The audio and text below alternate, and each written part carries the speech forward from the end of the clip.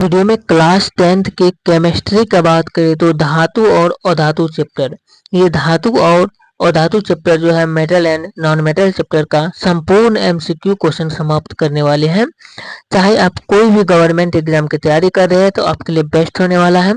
और ये सभी कॉम्पिटिटिव एग्जाम के साथ साथ बोर्ड एग्जाम के लिए भी इम्पोर्टेंट होने वाला है। चाहे आप बोर्ड एग्जाम की तैयारी कर रहे हैं या गवर्नमेंट एग्जाम की, सारे एग्जाम के लिए इम्पोर्टेंट होने वाला है।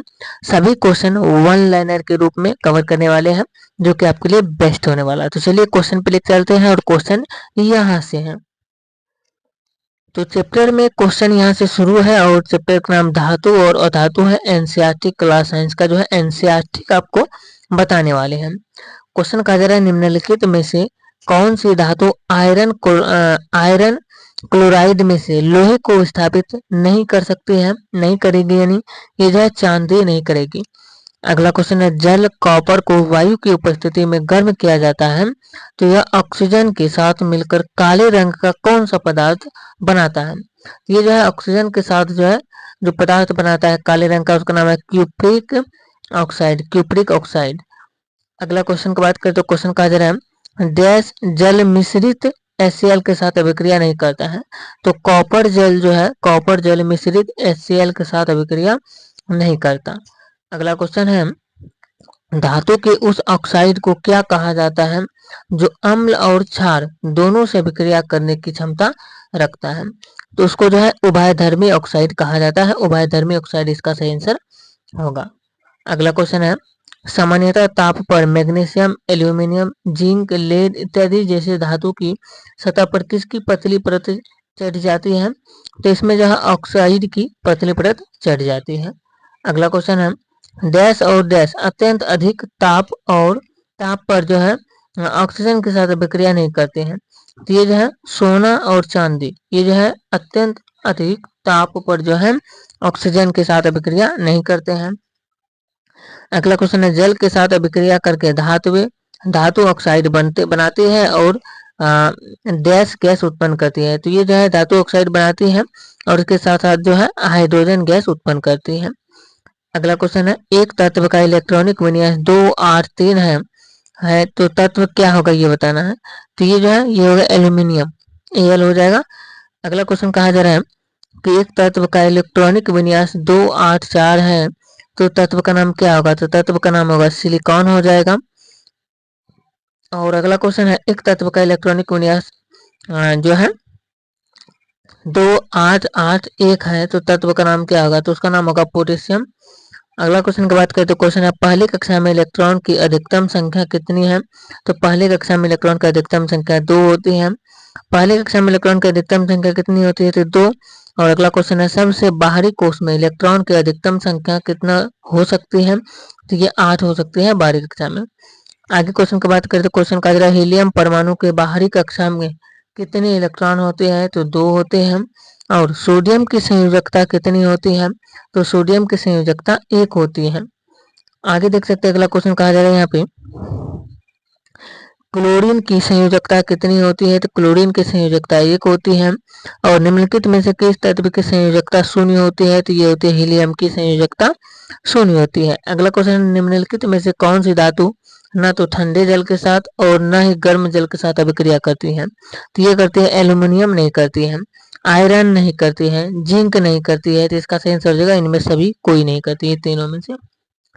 अगला क्वेश्चन है निम्नलिखित में से कौन सी धातु है जो अति तनु अम्ल HNO3 से अभिक्रिया कर H2 गैस उत्सर्जित करती है। तो ये हो जाएगा मैग्नीशियम, इसका सही आंसर हो जाएगा।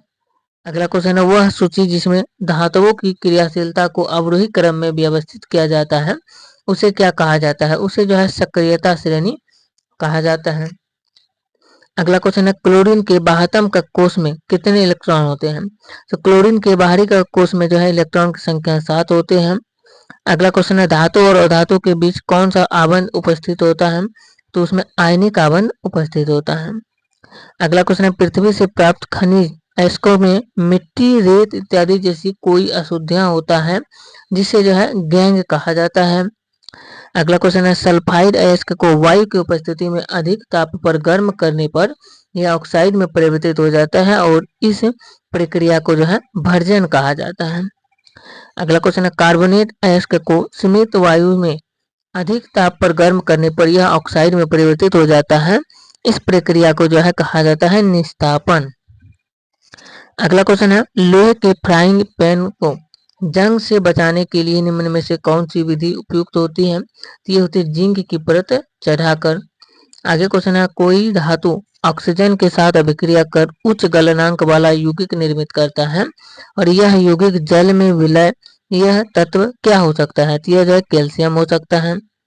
आगे अगला क्वेश्चन कहा जा रहा है, यहाँ पे देख सकते हैं, और क्वेश्चन है कि जब कॉपर के प्लेट को वायु के संपर्क में रखा जाता है तब इस पर धीरे धीरे एक हरे रंग का परत बन जाता है और यह हरे रंग का पदार्थ क्या है? यह है कॉपर सल्फेट। अगला क्वेश्चन है शुद्ध लोहा बहुत नरम होता है, इसे कठोर बनाने के लिए इसमें क्या मिलाया जाता है? इसमें कार्बन मिलाया जाता है। अगला क्वेश्चन की बात करें तो क्वेश्चन कहा जा रहा है यहाँ पे धातुओं को पीट कर पतली चादर बनाई जा सकती है, इस गुण धर्म को क्या कहते हैं? तो इस गुण धर्म को अघात वर्धनीयता कहते हैं। अगला क्वेश्चन है निम्न में से कौन सा तत्व एक उपधातु है? तो यह सिलिकॉन हो जाएगा। और निम्नलिखित में से कौन सी एक अधातु है? अधातु नाइट्रोजन हो जाएगा। अगला क्वेश्चन है निम्नलिखित में से कौन अधातु है? तो अधातु की बात करें तो कार्बन एक अधातु है। अगला क्वेश्चन है धातु का पतले तार के रूप में खींचने की क्षमता को क्या कहते हैं? तो उसे तन्यता कहा जाता है। और सबसे हल्की धातु की बात करें तो सबसे हल्की धातु लिथियम होता है। किसका ऊष्मीय एवं विद्युत चालकता सबसे कम होती है? तो ये होती है सीसा का। सीसा इसका सही आंसर होगा। अगला क्वेश्चन है सिलिका क्या है? सिलिका जो है ये एक उपधातु होती है। और लोहे पर भाप की अभिक्रिया से कौन सी गैस उत्पन्न होती है? तो लोहे पर भाप की अभिक्रिया से जो है हाइड्रोजन गैस उत्पन्न होती है। अगला क्वेश्चन है क्रायोलाइट अयस्क है। क्रायोलाइट अयस्क जो है एल्युमिनियम का है। और अमलगम एक मिश्र धातु है जिसमें एक धातु हमेशा जो है पड़ा रहता है। और निम्न में से कौन आयनिक यौगिक है? आयनिक यौगिक CaCl2 जो है ये आयनिक यौगिक है। अगला क्वेश्चन है निम्नलिखित में से कौन एल्युमिनियम का मिश्र धातु है? एल्युमिनियम का मिश्र धातु मैग्नीशियम होता है। आगे बात करते हैं अगला क्वेश्चन है धातुओं के ऑक्साइड होते हैं। तो धातुओं के ऑक्साइड जो है क्षारकीय होते हैं। और 1 ग्राम सोने से कितना लंबा तार बनाया जा सकता है? तो ये 2 किलोमीटर लंबा तार बनाया जा सकता है। आगे क्वेश्चन है लोहे में जंग लगना, तांबे की सतह पर हरे रंग की परत चढ़ना एवं चांदी की वस्तुओं का काली हो जाना किसका उदाहरण है? तो ये संक्षारण का उदाहरण होता है। खुली वायु में कुछ दिन छोड़ देने पर सिल्वर की वस्तुएं जो है ये काली रंग की हो जाती हैं। पीतल जो है मिश्र धातु होती है। अगला क्वेश्चन यहाँ कहा जा रहा है, देख सकते हैं, और क्वेश्चन कहा जा रहा है कि तनु हाइड्रोक्लोरिक अम्ल के साथ अभिक्रिया नहीं करती है, तांबा जो है। अगला क्वेश्चन है सबसे कम अभिक्रियाशील धातु कौन सा है? तो यह है सोना। और निम्नलिखित में से किस पदार्थ के बनने के कारण तांबे की प्लेट को आर्द्र वायु में कुछ समय तक खुला छोड़ देने पर उसकी सतह पर हरे रंग की परत जो है बढ़ जाती है? तो ये होती है CuCO3 और CuOH2 हो जाएगा इसका सही आंसर। अगला क्वेश्चन निम्नलिखित में से कौन सी धातु तनु सल्फ्यूरिक अम्ल से अभिक्रिया नहीं करती है? तो ये नहीं करती है कॉपर। कॉपर इसका सही आंसर हो जाएगा। अगला क्वेश्चन है निम्नलिखित में से कौन सी धातु द्विधर्मी ऑक्साइड बनती है? ये एल्युमिनियम बनती है। तो इस वीडियो में टोटल यहाँ पे बात करें तो 51 क्वेश्चन को कवर किया और इससे आगे के क्वेश्चन को नेक्स्ट वीडियो में कवर करने वाले हैं।